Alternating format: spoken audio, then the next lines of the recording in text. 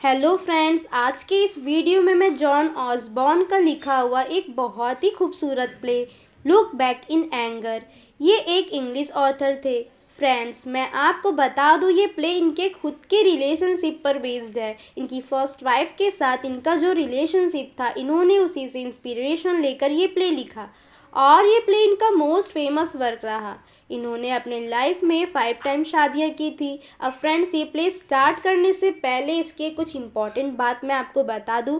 1955 में इस प्ले को इंग्लैंड में लिखा गया।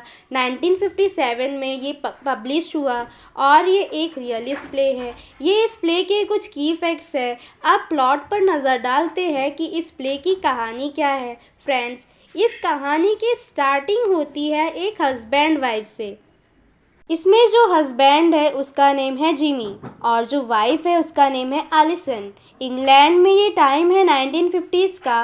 फ्रेंड्स, ये जो गर्ल है ये बहुत रिच फैमिली से है और जिमी एक गरीब फैमिली से है, वर्किंग क्लास, साथ में बहुत ही पढ़ा लिखा है। लेकिन इसके इतने पढ़े लिखे होने के बाद भी कोई फ़ायदा नहीं क्योंकि इसको एक अच्छी खासी जॉब नहीं मिल रही है। तो ये थोड़ा फ्रस्ट्रेट रहता है और ये एक एंग्री यंग मैन भी है।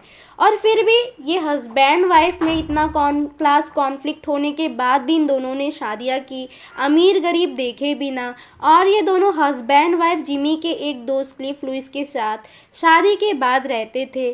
फ्रेंड्स, ये क्लिफ लुइस जिमी का बहुत लॉन्ग टाइम से फ्रेंड है। ये जिमी क्लिफ दोनों एक बराबर है, मीन्स वर्किंग क्लास है, तू भी गरीब मैं भी गरीब। अब ये रहा कैरेक्टर्स का इंफॉर्मेशन। अब जिस अपार्टमेंट में ये रहते थे, स्टोरी वहीं से स्टार्ट होती है। संडे का दिन था, मॉर्निंग का टाइम था। एलिसन अपने कपड़े को आयरन कर रही होती है। जिमी और क्लिफ न्यूज़पेपर रीड कर रहे होते हैं। फ्रेंड, जैसा कि मैंने आपको बताया कि जिमी एंग्री यंग मैन है, तो प्ले के फर्स्ट एक्ट में ही अपनी वाइफ से झगड़ा कर लेता है जिमी।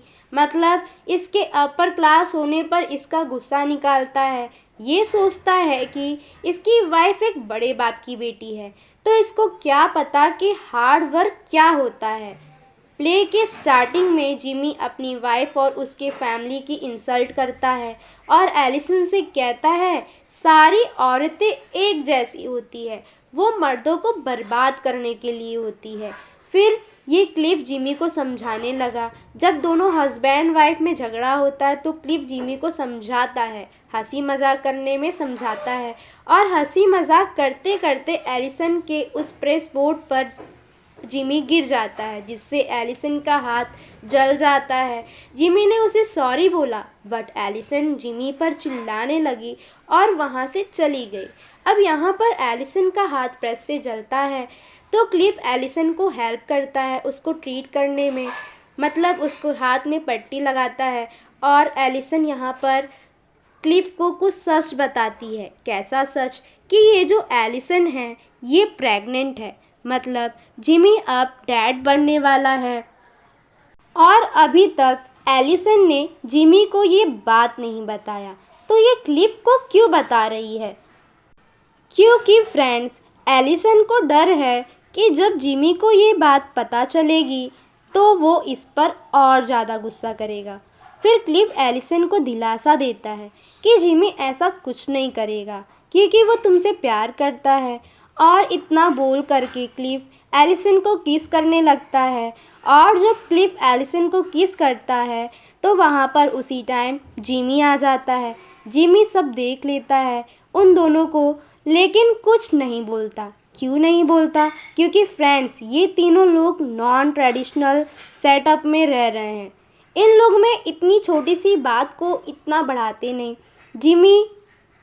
जिमी भी ये बात जानता है कि मेरी वाइफ और मेरे दोस्त के बीच में कुछ नहीं चल रहा है और इनके लिए ये कोई बहुत बड़ी बात नहीं है। बट फ्रेंड्स, जो लोग ये प्ले देखते हैं उनके लिए ये बात बहुत हैरान कर देने वाली है कि एक हस्बैंड को कोई फ़र्क नहीं पड़ता कि उसकी वाइफ के सामने, उसके ही सामने उसकी वाइफ को कोई दूसरा पर्सन किस कर रहा है। अब ये जो क्लिफ है ये बाहर जाता है कुछ सिगरेट्स लेने के लिए। फिर जिमी और एलिसन आपस में अकेले होते हैं अब यहाँ पर क्लिफ कुछ टाइम बाद रिटर्न आता है और बोलता है कि तुम्हारी एक फ्रेंड है हेलिना, उसका कॉल आया है। अब यहाँ एलिसन फ़ोन रिसीव करने जाती है और जिमी का मूड अपसेट होता है क्योंकि जिमी को ये पता चलता है कि एलिसन की जो फ्रेंड है हेलिना वो अब इनके साथ रहने आने वाली है कुछ दिनों के लिए। ये बात सुनकर जिमी एलिसन पर टूट पड़ता है गुस्से से। यहाँ जिमी एलिसन से बोलता है कि तुम्हें एक बेबी हो और वो बेबी मर जाए तब तुम्हें पता चलेगा कि सफरिंग क्या होती है। इसी के साथ ये एक्ट यहीं ख़त्म हो जाता है और दूसरे एक्ट की स्टार्टिंग होती है। अब हेलिना जो एलिसन की फ्रेंड है ये इनके साथ रह रही है। एक साइड हेलिना और एलिसन अपना वर्क कर रहे होते हैं और दूसरे साइड जिमी अपना ट्रम्पेट बजाता है। अब हेलिना एलिसन दोनों आपस में बात करते हैं। एलिसन हेलेना को अपनी स्टोरी बताती है। अब यहाँ पर एलिसन बताती है कि जब हम दोनों ने शादी की थी तो स्टार्टिंग में हमारी क्या हालत थी। यहाँ एलिसन बताती है हेलेना को दोनों शादी के बाद जिमी के एक दोस्त यूक के साथ रहते थे। एक दूसरा फ्रेंड था जो जिमी का, और तब ये लोग एलिसन के साथ पार्टीज में भी जाया करते थे। तब हेलेना ने एलिसन से पूछा तुम दोनों ने शादी क्यों की। तब यहाँ एलिसन हेलेना को बताती है जिमी के पेरेंट्स शादी के अगेंस्ट थे बट जिमी शादी करना चाहता था तो इन दोनों ने शादी कर ली। और तभी खाना खाने के लिए जिमी क्लिफ यहाँ आते हैं। अब यहाँ जिमी को पता चलता है जो हेलेना है ये एलिसन को चर्च लेकर जा रही है।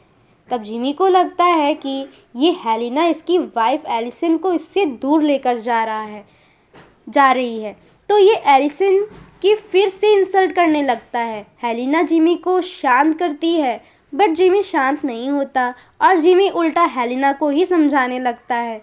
तभी ये हेलेना को बोलता है क्या तुमने कभी किसी को मरते हुए देखा है। मैंने देखा है, अपने फादर को मरते हुए देखा है स्पेनिश सिविल वार में जब वे घायल हो गए थे और तब मैं सिर्फ 10 साल का था। मैंने अपने फादर को मरते हुए देखा है और लाइफ ने मुझे तुम दोनों से ज़्यादा सिखाया है। ये सब सुनने के बाद में जिमी का कॉल आता है और वो वहाँ से चला जाता है फ़ोन अटेंड करने। जब जिमी वहाँ से चला जाता है तो हेलेना एलिसन से बोलती है मैंने तुम्हारी कंडीशंस को देखकर तुम्हारे फादर को कॉल कर दिया, वो तुम्हें लेने वापस जल्दी आएंगे। तो एलिसन भी जाना चाहती है शायद। यहाँ अब जिमी आता है और बोलता है मेरा दोस्त यूक की मदर बहुत बीमार है, वो हॉस्पिटल में है और तुम्हें मेरे साथ चर्च चलना होगा। लेकिन अब फ्रेंड्स अगले नेक्स्ट सीन में मीन्स नेक्स्ट इवनिंग में एलिसन के फादर कॉलोनल आते हैं जिमी को एलिसन को वापस लेने। अब हेलेना एलिसन को गुड बाय बोलने आती है तो एलिसन ये सोचकर परेशान हो गई कि हेलेना अभी भी इस घर में रहने वाली है एक और दिन, क्योंकि अभी इसका कुछ काम बाकी रह गया है तो अब ये यहाँ रहेगी। बट यहाँ एलिसन अब फादर के साथ चली गई क्लिफ को एक जिमी के लिए मैसेज देकर। एलिसन यहाँ पर क्लिफ को कहती है तुम जिमी को मैसेज दे देना और एलिसन अब चली गई। फ्रेंड अब यहाँ क्लिफ को हेलेना पर बहुत गुस्सा आने लगा क्योंकि हेलेना ने इन दोनों हस्बैंड वाइफ की लाइफ को डिस्ट्रॉय कर दिया और क्लिफ भी यहाँ से चला जाता है। और जाते जाते हेलेना को वो लेटर भी दे गया और बोला अब तुम ही जिमी को ये लेटर दे देना। अब जिमी वापस आया, उसको ये जानकर बहुत गुस्सा आया कि उसकी वाइफ एलिसन उसके फादर के साथ चली गई उसे और उसके घर को छोड़कर। अब हेलेना ने एलिसन का जो लेटर था वो जिमी को दे दिया और जिमी से कहा कि तुम्हारी जो वाइफ है एलिसन वो अब प्रेग्नेंट है। बट यहाँ पर जिमी को ये बात सुनकर कोई भी खुशी नहीं होती है और जिमी उल्टा हेलेना की और इंसल्ट करने लगा। और अब हेलेना को आया गुस्सा। हेलेना ने जिमी को एक ज़ोर से स्लैप दिया और स्लैप खाते ही जिमी यहाँ पर चुप हो जाता है। एंग्री यंग मैन थोड़ा कमज़ोर पड़ गया। इसके बाद हेलिना ने जो किया वो सीन तो देखने लायक था। हेलिना इसको पैशनेटली किस करने लगी और इसी के साथ साथ ये सीन यहाँ ओवर हुआ। अब फ्रेंड्स, कुछ मंथ बाद फिर से वही रिपीट होने लगी।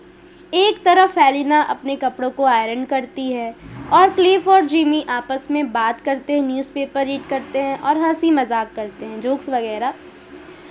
अब यहाँ पर हंसी मजाक करते करते जिमी की शर्ट गंदी हो गई। हेलिना उसको क्लीन करने के लिए ले गई और क्लिफ और जिमी आपस में बात करने लगी। इतने में क्लिफ जिमी को बोला अब वो यहाँ से जा रहा है। तो फिर जिमी पूछता है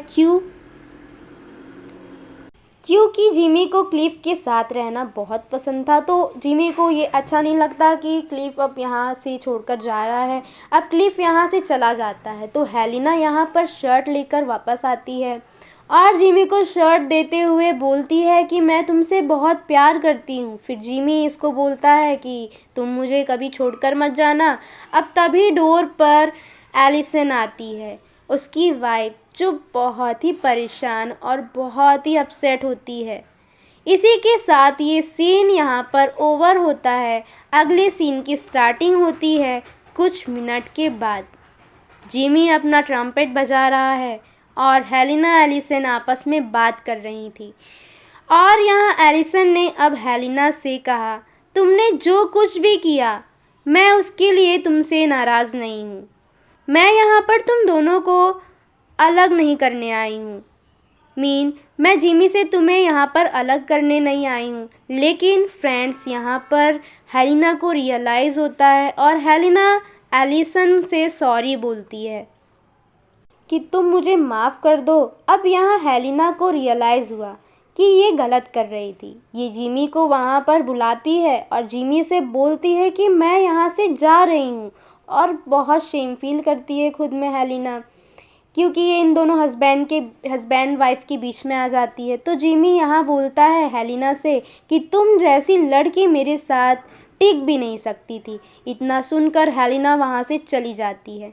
एलिसन जिमी अब अकेले रह जाते हैं। ये एलिसन रोते रोते जिमी से सॉरी बोलती है और एलिसन बोलती है ये जो प्रेग्नेंट थी इसने इसका बच्चा खो दिया।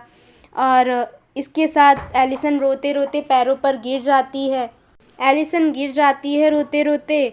अब यहाँ पर जिमी को भी अच्छा नहीं लगता, उसे ये सब सहन नहीं होता, ना ही देखा जाता है। तो एलिसन भी उसे उठाने के लिए उसके पैर पर गिर पड़ता है और वो भी रोने लगता है।